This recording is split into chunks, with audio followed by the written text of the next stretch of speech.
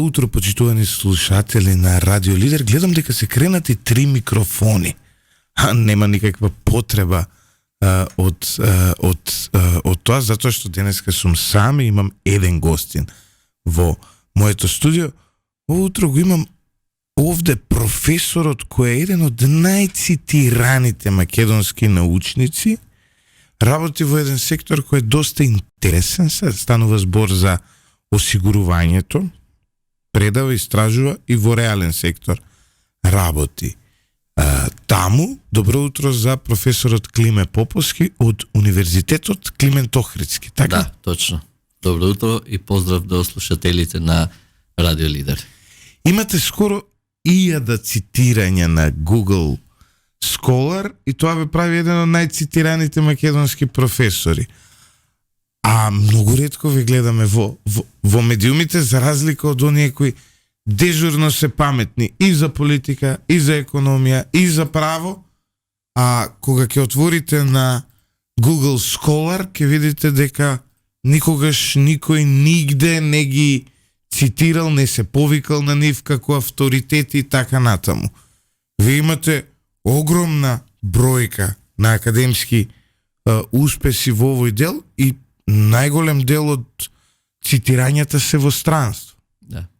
Па сите мои научни трудови се објавени во меѓународни научни списанија. Меѓу другото, јас сум и често повикуван и како гостин професор на реномирани универзитети, кои што во сегментот на осигурување имаат и висок рейтинг.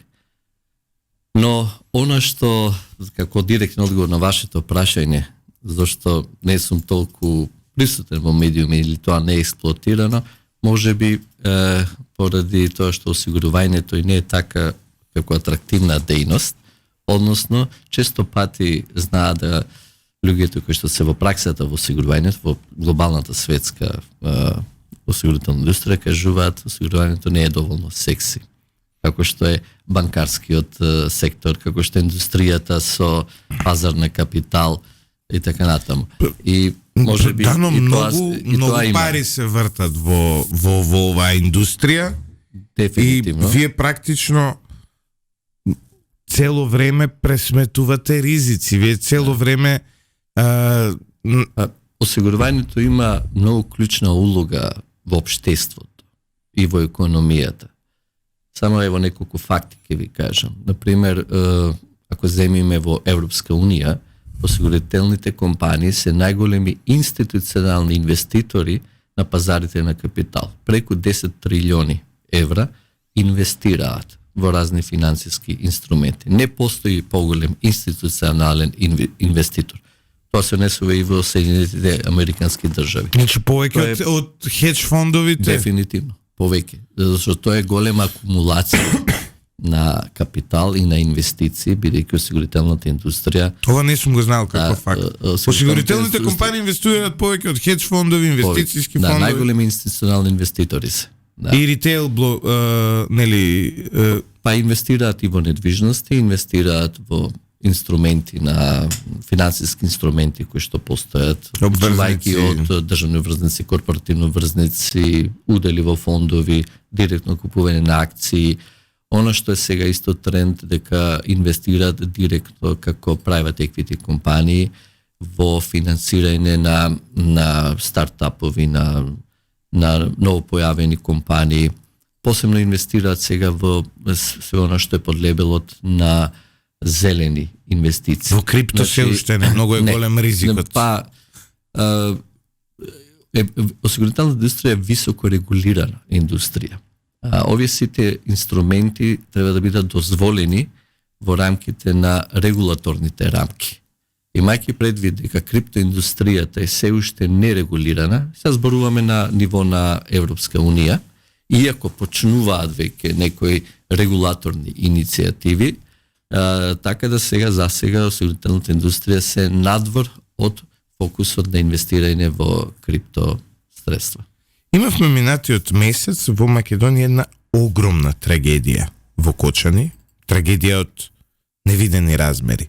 До сега 61 лице се загинати. Вчера имаш уште едно лице кое почина им подлегна на повредите кои ги имаше здобиено таа фатална ноќ. Видовме низа пропусти за објектот, државни, има истрага, има многу луѓе во притвор, се води навистина една, очекуваме наскоро и обвинение, но прашањето ми е од осигурителен аспект. Што може да научиме од се ова? И дали објектите во кои ние излегуваме навечер, објектите во кои одиме на ручек, објектите каде што одиме на кафе со пријателите се осигурани? Јас и дали ние сме осигурани кога влегуваме таму? Можете ли од еден и научен и практичен аспект, затоа што сте активни и во тоа и во тоа, вие сте основачи на Агенцијата за супервизија на осигурителните компании, можете ли да ни објасните што можеме да научиме од овој настан? Ако гледаме историски, осигурувањето како дејност се јавила за потреба како ние да се справуваме со ризиците кои што предизвикуваат економска загуба на поединци, на фирми, на државата, меѓутоа да ги амортизираме, да ги намалиме економските последици од загуба на човечки животи. Тоа е почетокот на потребата и на историјата на осигурувањето. Осигурувањето управува со ризици. Меѓутоа, осигурувањето има еден инструмент кој што се вика превентива. Осигурувањето не е само да се продаде полиса. Осигурувањето има инструменти, методологија, стручност да врши проценка на ризик и да изврши така наречен прием на ризик и за тој ризик да изготви полиса во кој што ќе бидат офатени ризиците и соодветно на тоа цената. Она што осигурителната индустрија постојано го зборува и го комуницира со потенцијалните клиенти е дека за да ти земеш некој објект во осигурување, тој објект мора да ги исполнува сите оние законски услови за тој објект биде во функција. Дали од аспект на дозвола за работа, дали од аспект на противпожарна заштита, сите тие заштити и така натаму. Така да овој објект не бил предмет на осигурување, не ги исполнува и не би ни можел да биде. И не би ни можел. Да, но понатаму, она што исто треба да се знае дека во многу професии со закон се утврдува задолжителна купување на така наречена професионална одговорност. Тоа значи дека секој кој што обавува некоја дејност, ги со обавувањето на својата дејност може да предизвика штета на трето лице, тој мора да купува полиса со цел тој самиот да се заштити од евентуално економски загуби ако предизвика штета на трето лице. Тоа ви е како во сообраќајов. Ако земите предвид сите превозни средства, нели нашите автомобили по дефолт, по закон, имаат обврска да имаат полиса за одговорност према трето лице. Така и се однесува за сите професии. Почнувајќи од работа на адвокати, на градежни фирми, туристички агенции, нотари, сметководители, медицински лица, постои кај нас, додека за угостителски објекти не постои таа законска обврска, дека треба да осигуруваме од професионална дејност, бидејќи лицата кои што влегуваат во угостителски објект може да се соочат со вакви случаеви. Еве, владата најавува дека ќе има законски измени во однос на овие лиценци за вакви објекти, каде што ќе има многу поригорозна контрола. А се надеваме дека и осигурувањето ќе биде предмет на опфат. Дали, доколку се стави во некој идно законско решение, дека за да имате вие кафуле, ноќен клуб, дискотека, ресторан или било што, мора објектот да биде осигуран, дали тогаш ќе се зголеми стандардот и безбедноста на граѓаните кои се внатре? Дефинитивно, и само една информација за споредба со развиените пазари на осигурување. Осигурувањето е индустрија каде што клиентите не тропаат на врата и да кажат добар ден, сакам да купам осигурување. Осигурувањето се продава бидејќи анализите покажуваат дека повеќе од 70-80% се должи или на законски форми на задолжително купување или на така наречени договорни полузадолжителни форми на осигурување. За една споредба, кажам, во Франција. Во Франција преку 90% домовите имаат форма на имотно осигурување. Меѓутоа, нема да мислите дека тоа е затоа што толку е многу сакаат французите. Сега ќе ви кажам зошто. 1/3 од стамбениот фонд се кредитира од банките. Банките ради своја заштита обавезна во секој договор за кредит мора вклучува задолжително осигурување. Кај нас тоа го нема? Го има. Банките бараат задолжително осигурување при секој стамбен кредит. Со тоа што најчесто се вклучува само ризик пожар, тој е најосновен ризик, меѓутоа секако дека се препорачува дека тука треба да се вклучуваат и сите останати ризици. Понатаму 1/3 од стамбениот фонд се луѓе кои што живеат под кирија, значи ги рентаат становите и има пракса дека секој договор за кирија вклучува задолжителна форма на имотно осигурување.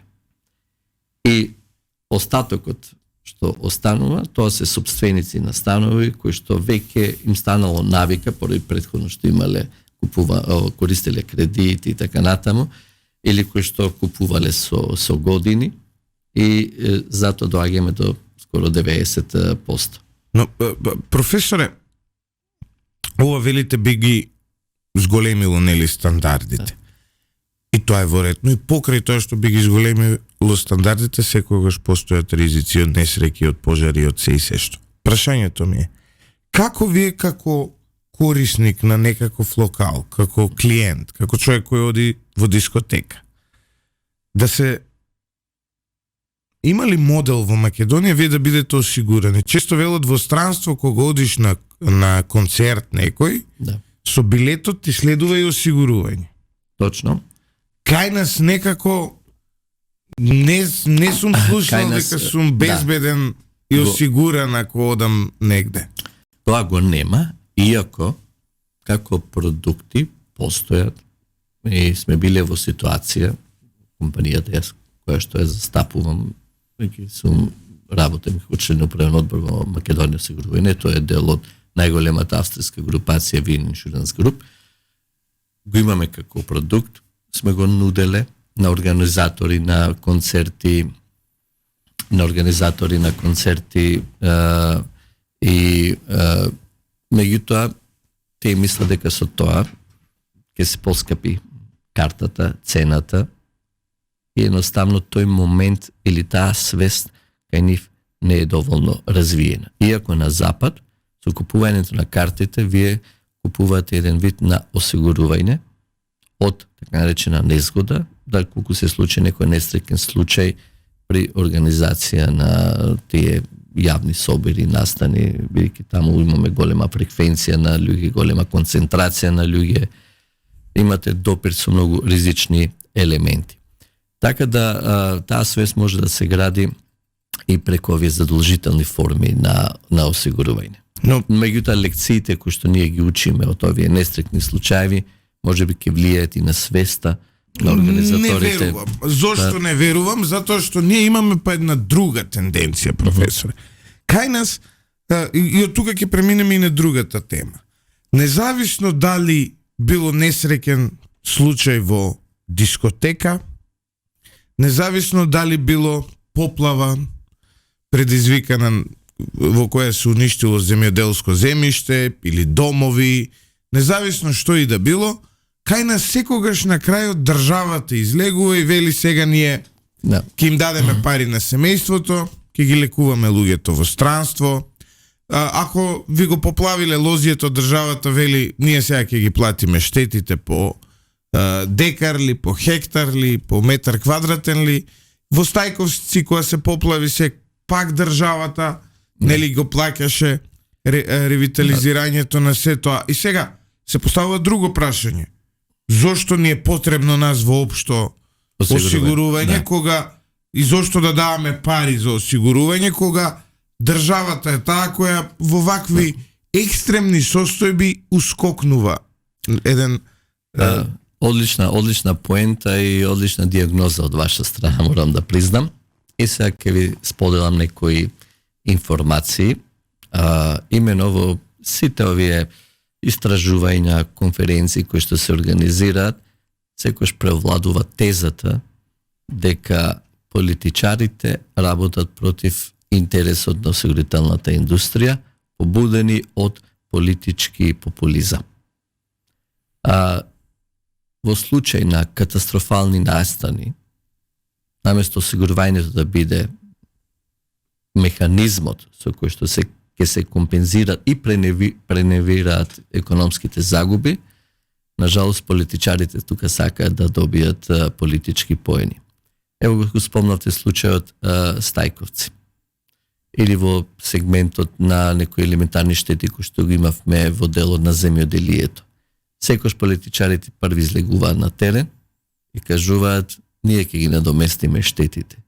И она што е уште трагично, тие се обраќаат до осигурителната индустрија со цел да видат кој од нив има купено полиса за осигурување, за да тој не добие обештетување. И се замислите, двајца соседи, едниот е совесен, купил полиса за осигурување, другиот не, потрошил пари за да купи полиса за осигурување и се другиот исто ќе добиат обештетување од државата, а не дал ниту еден денар за осигурување. И тоаш се губи смислата зошто да се купува осигурување. Апсолутно се губи смислата. Токму затоа прашувам. Ево еден друг пример сега ви кажам. Меѓутоа станува збори за политички и можеби и некој друг интерес. Ево, да земем пример. Во 2019 година преку Светска банка и преку тој се вика глобален фонд за отпорност успеав да донесам проект со кој што требаше да се помогне во формирањето на земјоделски осигурителен пул. Каде што имаме катастрофални ризици, секојаш треба да има јавно-приватно партнерство. Осигурителната индустрија или осигурителните компании сами по себе не се доволни за справување со катастрофални ризици. На жалост, владата, тогашна, значи зборуваме сега за периодот од 2019, 20, 21 година, иако најавуваше и го промовираше ова идеја, побудени од некои други интереси, значи не го реализира тој проект и пропадна тој проект и на крај какви резултати имаме? Земјоделците се останати на себе, на евентуално политичка желба, волја од државата, ако се случи некоја елементарна непогода, дека ќе бидат обештетени. Ево сега имаме случај, нели овој снего што падна и ниските температури кои што ни беа оваа недела, и како ќе имаа последици. И сега ќе почнуваат поплаки и така натаму. И на жалост ќе се сведе на трошење на буџетски средства и при тоа замислете дека од тие обештетувања секојаш ќе има некои врски заводност на висината на штетата, кому да се исплати прво штетата, кому после. Така да политиката кога се замеша раце во оно што представува реален сектор во осигурувањето, тоа е погубно за сите. Меѓутоа ова се случувања кои што не се иманентни само кај нас, него ќе има и во други земји. Секако во развиениот свет се развиени и како силни форми на тие јавни приватно партнерство со кои се дава подкрепа за развој на осигурувањето. Не е тоа заради интересот на осигурителните компании, него тоа е заради интересот на граѓаните и на економијата. Иначе верувајте дека осигурителната индустрија не е индустрија која што е многу профитабилна ако споредите со банкарскиот сектор. Осигурителна генезата на осигурувањето е од солидарна причина. И првите форми на осигурителни компании не биле за профит. Тие се викале mutual, тој е оригиналниот англиски збор, или взаемни компании, каде што собствениците на полиси биле и собственици на осигурителната компанија. И тоа не го правиле за профит, него тоа го правиле со цел тоа се вика стручно да кажем, да го мутуализираат ризикот, односно да го распределат ризикот, да го споделат ризикот помеѓу себе на еднаква основа. Така да осигурувањето има една многу социјална компонента и не е за профит. И ние не треба така да го гледаме дека осигурувањето е за профит. Споредено со банкарската индустрија. Резултати покажуваат осигурителните компании. Па ако се земе во предвид ако ги земе како апсолутни износи, може би изгледа да, но ако земиме стапка на поврат во однос на капиталот, стапка на поврат, се отприлика? Па 3-4%. Што е на вистина не е некоја голема не е многу. Да. Затоа кажам, ако се споредиме со останатите финансиски дејности, осигурувањето е ниска профитабилна индустрија. Има ли начин да се откажат политичарите од овој популизам и да речат, извинете, утре доколку ви се случи нешто, вие сте одговорни на самите себе си и доколку немате осигурување, жал ни е. Затоа што ова не е само во државата. На многу места во светот се случуваат вакви работи, многу ретко кога државата оди вика еве пари. Да. Мислам дека има можност, простор, каде што повеќе стейкхолдери треба да бидеме вклучени во лобирањето, вклучувајќи вас медиумите, и многу сум благодарен што отворевме оваа тема со вас и се надам дека овие пораки дека ќе стигнат, ќе пристигнат до тие што се носители на економскиве политики. Постои сега еден амбиент, морам да признам, дури има расположение и кај министеров за земјоделие, кај министерка за финансии, сегашниот состав, да повторно се активира идејата за земјоделски осигурителен пул, конкретно зборуваме сега за земјоделието. Меѓутоа треба да знаеме дека Македонија е изложена и на многу сериозни други ризици од делот на земјотрес, од делот на поплави. Не знам сигурно дали сте отворили некојаш оваа тема за земјотресите, но Македонија е изложена сеизмолошки, можеби на, ја би рекол, заедно со Романија, Италија, Црна Гора, во тие топ 5 региони со најголема изложеност на ризико земјотрес. Не знам дали знаете, меѓутоа статистиката кажува дека еден од со највисока жестокост на земјотрес е случајно во територија на Валандово 1930 и некоја година, но јачината на таа штета поради немање на доволно густина на средства или се мисли на густина на средства на стамбен фонд, или на население, и немало економски последици. Али тој земјотрес е во топ 5 земјотреси регистрирани воопшто во историјава на европско тло. И ние сме многу изложени на тој ризик. Сега, малку се, знаеш, влегов во еден Pulp Fiction елемент, додека зборувавте, замислив како се тресеме. Чиме толку голема изложеност, па видите, земјотресот во Скопје 1963 година и последиците, затоа ние секојаш лекциите ги учиме од нестрикни случаи. Ама дадени моменти потоа и забораваме. Точно, и сега да ви кажам исто, споредбено ова со случајот со Кочани. Земјотресот во Скопје 1963 година и како ја промени целата регулатива во градежниството во Југославија, не само во Македонија. Тогаш се зајакна сите оние стандарди кои што се во дело на градежниството, што значат стабилност, статика и така натаму. со законски измени од 1964 година, ние во Југославија имавме едни од највисоките стандарди за стабилност за градба. Можам слободно сега да ве уверувам дека доколку има соодветен надзор, сега зборувам, меѓутоа секојаш имате тука и субјективен фактор, ако се градат објектите по сите тие стандарди, тие се отпорни на силни удари на земјотрес. Нели не имавме пред 10 година исто серија на земјотреси во Скопје.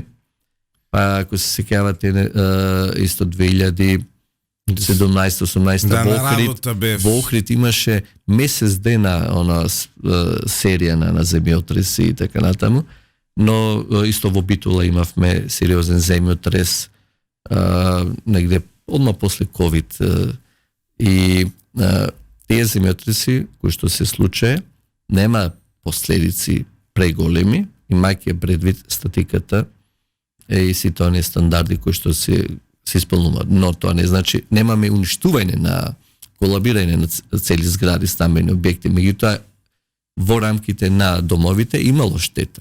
Да, и потоа како се санирало тоа.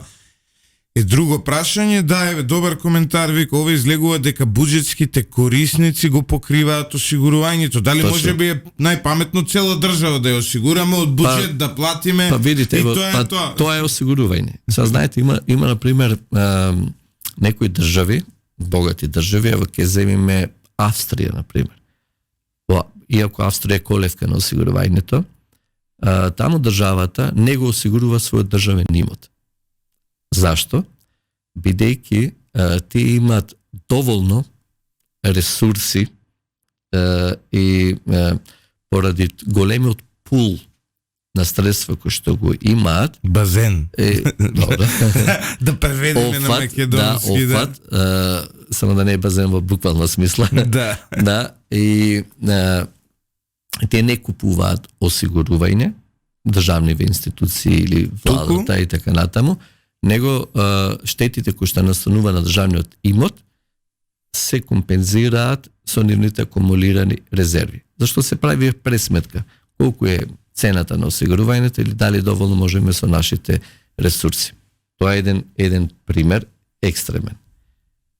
Меѓутоа, во делот на приватното осигурување, каде што корпорациите, фирмите, граѓаните сака да има заштита на својата економска сигурност и да имаат превенција од несакани ризици, државната директна помош само ги прави нив помрзливи, попасивни, нивната ниво на финансиска едукација, нивната свесност за постојањето на ризикот ќе е помала, зашто секој ќе спијат на тоа дека државата ќе ни помогне. Кај нас често изговор е ние не се осигуруваме затоа што немаме пари. Па јас не би рекол и не би се слагал со таа. И луѓе така викат зошто не платиш осигурување, затоа едноставно немам пари. Да имам пари, ја би се осигурал. Не се слагам со таа констатација, бидејќи тоа е еден може би така изговор, но вие ако купите сега за овај стан кај што сме тие за една година покритие, ќе бидете изненадени дека тоа е толку прифатлива цена и имајќи пред сите ризици кои што може да ги имате. И ако ни пукне зидот, па имате, значи може нели пукање на цевка, поплава, од надворешни влијание. Може имате вие проблем на вашиот стан и од пукање на цевка од вашиот комшија. Да. А ако тој нема осигурување за одговорност према трети лица, треба да си имате проблем после со комшијата, да му барате обештетување и така натаму, а вие исто преку осигурувањето можете тоа. Ја имал комшија што има често се случува за одговорност кон трети лица. Мислам дека многу поразлично сме ги решавале тие проблеми. Има со секоја чест има навистина разумни соседи, но има и такви со кои што мора да дојдете до пцуење. Ево да земеме ние сега автомобиливе. Ние имаме исто релативно неприфатлив висок процент на неосигурани возила, кои што се во сообраќајот, тие не се ни регистрирани. Кога тие може да возат, да трошат пари луѓето за бензин, а и бензинот не е така ефтина ставка, осигурувањето е премногу мал ситен буџет од она што тие го плаќаат за купување на гориво. Така да изговорот дека тоа скапо, тоа не би се сложил и дека не е вистина, него свеста и тоа што треба најповеќе да се работи во делот на едукација. Меѓутоа, тука мора уште една поинта да се каже дека државата има клучна улога во едукацијата. Оно што е тренд во развиениве пазарни економии, финансиската едукација или едукацијата за јакнење на свеста се прави преку задолжителни курсеви, часови, уште во основно и средно образование. Не можете да се ослонете тоа дека осигурувањето ќе ги, односно индустријата ќе ги едуцира граѓаните. Таа свест се гради уште од мали ноце. И тука треба сериозно Министерството за образование да размислува, посебно делов за финансискава едукација, за задолжителни четива кои што треба да ги имаат децата најкасно, најдоцна во средношколско образование. Еве, ние имаме, например, тоа го дознав од вас кога се разговаравме за оваа емисија, вчера го прашав и министерот за надворешни работи, заменик министерот за надворешни работи. Ние сме една од неколкуте земји во Европа кои се уште имаат зелен картон за автомобилите. Во друштво сме на Албанија, на Молдавија и на кој, или тие три сме само? Па да, сега ќе ви објаснам околу тоа, бидејќи прашањето за зелената карта е прашање кое што се дебатира може би 2 децении и тука не секогаш јавноста е правилно информирана. Сега да ви објаснам како тоа функционира.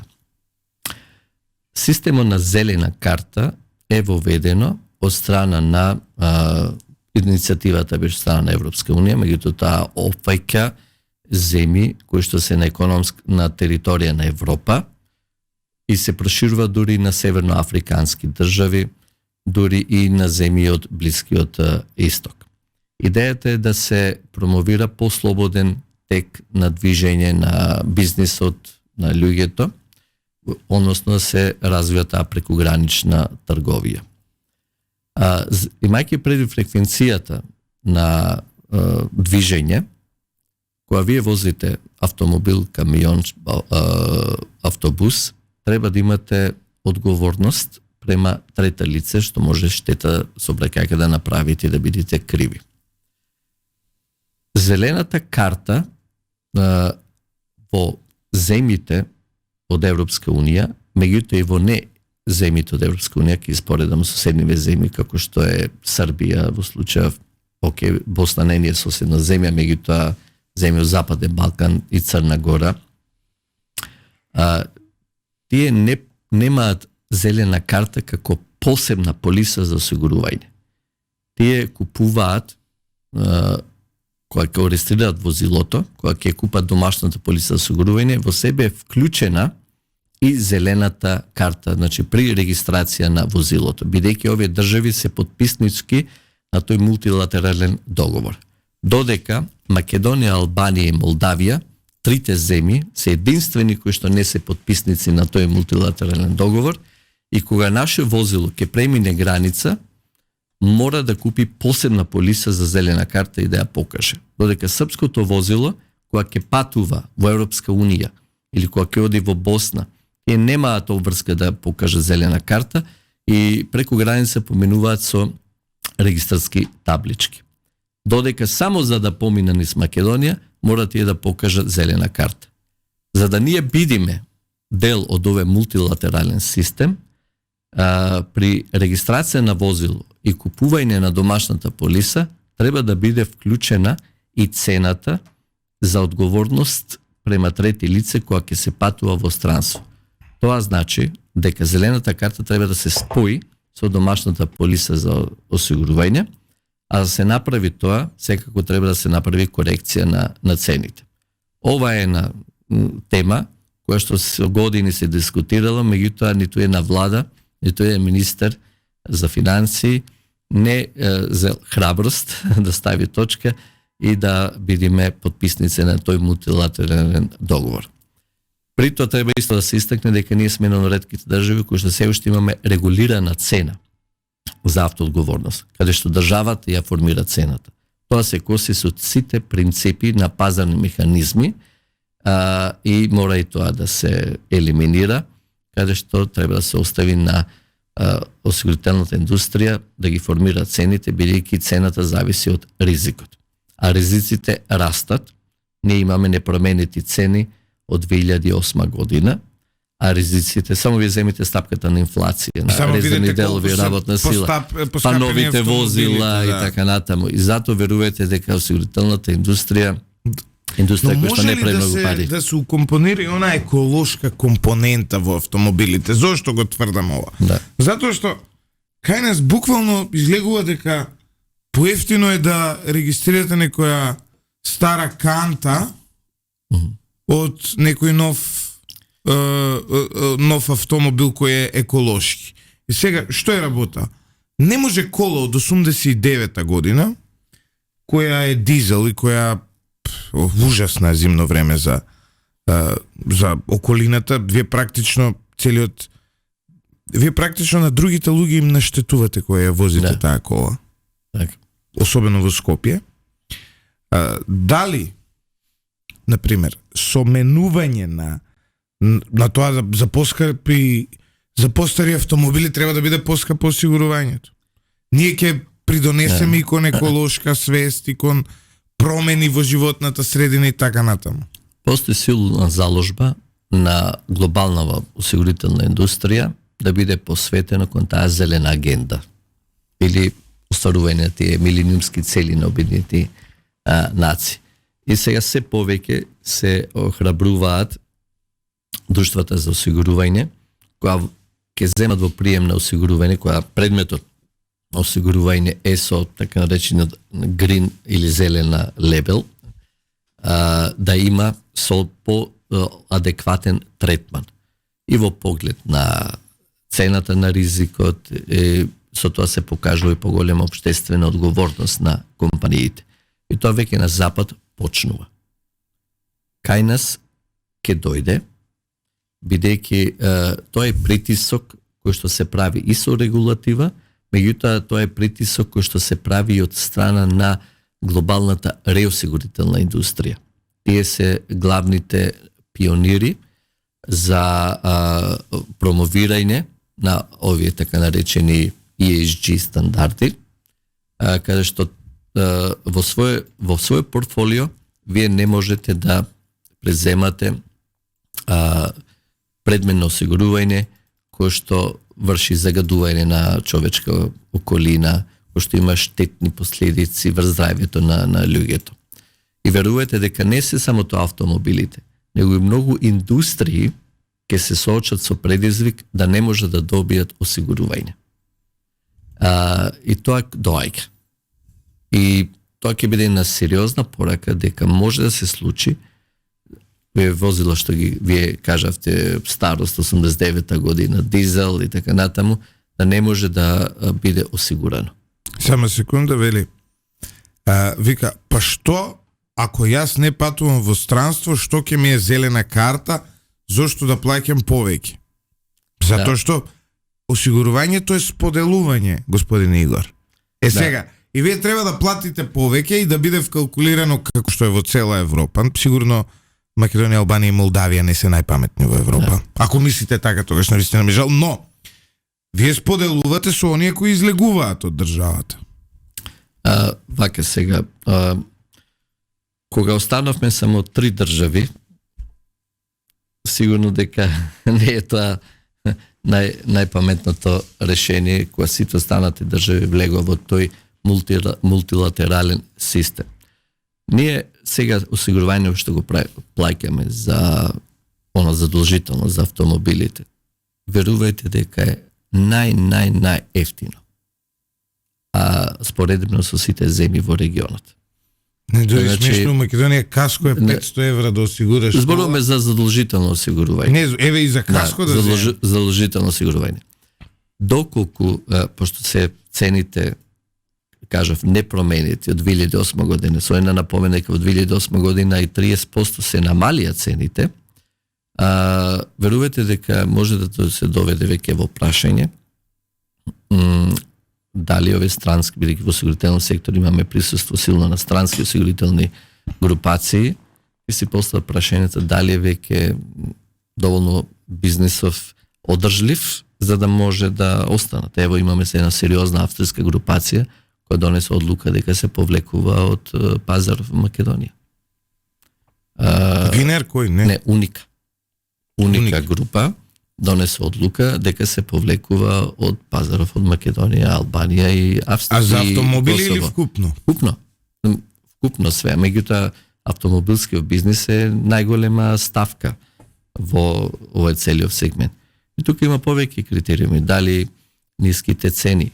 Исто тука превладува Уника една од исто лидерите за овие исчи стандарди и така натаму, бидејќи брајнета се поголеми и тоа има свое влијание.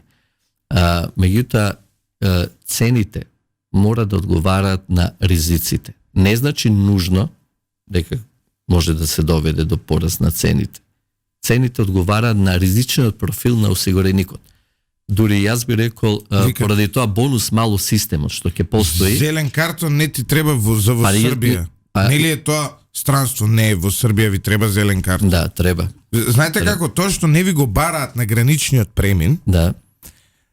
Не значи дека вас не ви треба. Зошто? Да. Затоа што ако направите вие сообраќајка во Србија, да. Не дај Боже, тогаш ќе сватите колку ви требал зелениот картон за да бидете во Србија.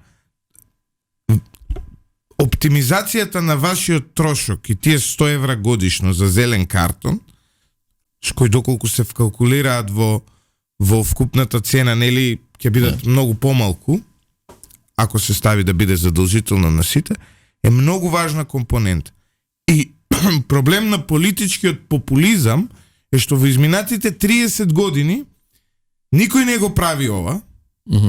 Да. Само за да не биде еве сега поскапи осигурувањето. Па политичарите се плашат дека ќе дојде до пораст на цениве. Меѓутоа треба и на друг момент да се види. Ама и потребно е да порасне Скопје. Извинете, за Скопје да биде помалку загаден град. Да. За Скопје да може да се дише воздух. Треба и помалку движење. Треба помалку автомобили. Да. За да има помалку автомобили, треба да направат да биде ужасно скапо. Треба да биде луксус. Луксус возењето. Да може да си дозволиш годишно да фрлиш во осигурање. Али треба за тоа да имаме, за тоа паралелно треба да се развие добар јавен транспорт. И тоа еколошки и така. Но, знаеш како? Пак ќе кажам. Јас од себе почнувам. Пред да живеам каде што живеам сега, живеев на 600 метра од мојата работа. Да. Ни километар. Под километар. Да. Јас секој ден со кола доаѓав на работа. Така. Као чукнат. Да, се слагам. Каде што доколку тргнете пешки, вие побрзо ќе стигнете, ќе поминете релацијата. Да. Нема гужва, нема семафори, нема ништо. Да, така. На овие мали дистанци. Да. Јас и покрај тоа како од секогаш критиката ја почнувам од себе. Така се слагам. Доаѓав со автомобил. Ние треба да сватиме дека автомобилот е луксус. Да, се слагам. И сега трагедијата така е. Доколку вие како фирма купите автомобил, кој ви треба, ние сме новинска агенција, нас не треба автомобил, треба да одиме да снимаме, да направиме нешто. Вас не ви прават поврат на ДДВ и вас не ви прават поврат на ДДВ на горивото. Само ви го рачунат како трошок. Како трошок, да. Зошто? Затоа што било луксус фирма да има кола. И немало што да се прави ДДВ. Иако кој луксус, тоа ми е мене основна потреба на мојата фирма. Да. Тоа е дел од оперативната работа. Но било луксус. Е сега, кога зборуваме за бизнисот, тоа е луксус. А кога зборуваме за оној кој осигурува кола стара 35 години со нула еколошки стандарди и во ризик става се околу, пошто таа е најчесто и недоволно безбедна и техничките прегледи не се доволно ригорозни во Македонија, стандардите и така натаму. Не прегледите, они се супер. Да. Стандардите не се доволно ригорозни. Затоа што не може вие истите стандарди да ги имате 30 години, Така. а измислени ESP системи, камери, чуда за автоматско кочење и ова и онас, милион работи нови измислени, а ние уште ги имаме истите стандарди, нашите технички прегледи треба да ги задоволите од пред 30 години. Така е. И, Потполно се согласувам. и сега, не може да биде луксус за фирма која заработува од тоа, живее од тоа, а да не е луксус за физичко лице. Да. И баш пошто е луксус, треба да поскапи. Да, потполно се согласувам со оваа констатација. И при тоа исто треба да се внимава една работа, дека во осигурувањето секогаш постои концепт на наградување на осигурениците.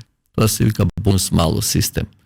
А тој што е возач, кој што не предизвикува сообраќајни незгоди, и тоа, да кажеме, со години. Тој верувајте дека секоја година има право на соодветно наградување, односно бонус, на попуст во делот на осигурувањето. И затоа мислам дека оведувањето на слободно формирање на цените нема да нузно да значи дека ќе се зголемуваат цените.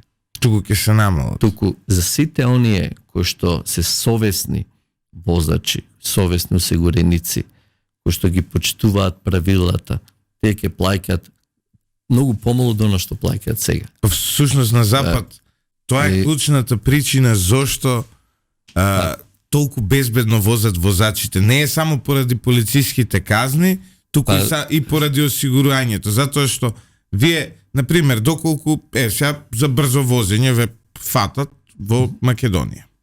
И вие си плаќате колку е казната, зависи колку сте пречекориле, да речеме ве казнуваат 50 евра. Ги плаќате тие 50 евра на полиција и вашата одговорност завршува во моментот кој ја плаќате казната. На запад, само затоа што вие сте казнати, а сте носител на тоа возило, следната година осигурањето ќе ви биде за 20% поскапо. Има уште еден момент. Осигурувањето е прилично сега во тренд на дигитализација на работите. Имате, се вика тоа телематик, што осигурителна компанија преку вашен мобилен телефон или преку некој посебен инструмент ве ги мери перформансите на вашето возење. И осигурителната компанија го следи вашето возење. И вика беге ој будала и сега тај голема сума. Пошто тоа е многу добар систем. И ако вие не прекорачувате брзина, пошто преку тие GPS системи тоа све така се следи, и компанијата има точен профил на ризикот на тој возач и автоматски тие му дават огромни попусти. Да, зашто интересот на осигурувањето е да има помалу штети, а да ги казнува, односно да им наплаќа по висока цена на тие што се штетници. Ја мислам тука во Македонија да се воведе ова, има да имаме состојба во која што многу пари ќе соберат кои ќе ги видиш шофериве наши какви се. И уште една многу работа е битна, дека она што го очекуваат индустријата остава на државата, се проблемот и предизвикот на осигурителни измами. Верувајте дека во автомобилска, во бизнисов со автоодговорност, по поделни региони во Македонија се забележуваат огромни осигурителни измами. Што значи што прават? Фингираат сообраќајки. Да, и фингираат сообраќајки, пријавуваат како демек повредени лица дека има, и тоа е спрега кај што се вклучени и представници од Министерството на внатрешни работи, од самиот здравствен систем, а понатаму судски органи и така натаму, зашто имаше неколку такви сериозни акции, со обвинителни акти и пресуди. Има и во моментов активни случаеви кои што се водат на обвинителство. Проценките се дека негде во 15% од вкупно исплатените штети се должат на осигурителни измами. Тоа е рак рана на општеството. Мислам, ова е проблем и во развиениот свет. Еден од најголемите, ајде кажеме, кенсер, рак на осигурителната индустрија, виси осигурителните измами. Златев, ако те послуша владава за ова, ќе падне за 3 дена, не си ти за политичар. Па добро. Потоа кога ќе кажувате дека имате рак затоа што некој ве попрскувал, а не поради загадувањето во Скопје, за да платите 20 евра помалку во годината за осигурување, или 30 или 50, целото општество го ставате во ризик. Затоа што ние при осигурувањето, општеството не само што го споделува ризикот, го споделува така, но и при неосигурувањето општеството го споделува ризикот, но на многу полош начин. Така, тоа е суштината. Тоа е суштината, дефинитивно. Да, одлична констатација. И при осигурувањето и при неосигурувањето, тие вие ризикот секогаш го споделувате. Значи, тука морам уште едношка заради јавноста, слушателите и така натаму. Ако имаме реформе во автоодговорност, не значи нужно дека ќе има пораз на цените. Него цените мора да одговараат на ризичниот профил на секој осигуреник. Многу луѓе и не се задоволни од осигурителните компании, велат дека во случај кога треба да платат поголема штета, прават се за да го избегнат тоа, постапуваат многу често и неетички, има и судски процеси за ова, и често ќе чуете и мислења и така натаму, но на другава страна не е се така сјајно, нели, како што се прикажува. Генерално, и ако земите и во развиениот свет, осигурителната индустрија нема некој голем имидж.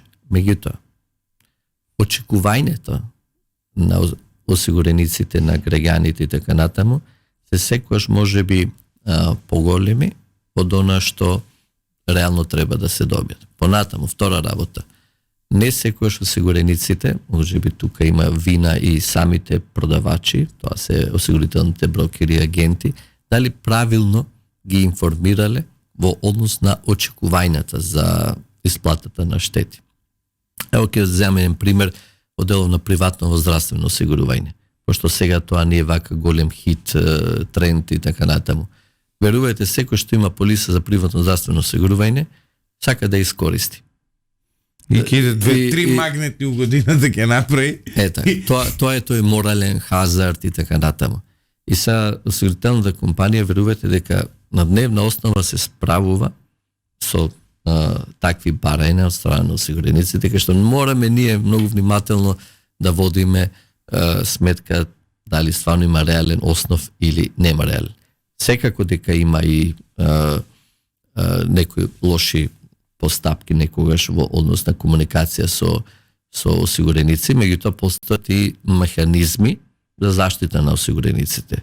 Тука почнувајќи од регулаторното тело, тоа е Агенцијата за супервизија на осигурување. Вие сте основач на таа агенција? Па сега да, јас бев првиот председател, нели, бев избран од страна на собранието на Република Македонија и на некој начин бев прв председател и бев во 2 мандати, 10 години ја водев Агенцијата за супервизија на осигурување.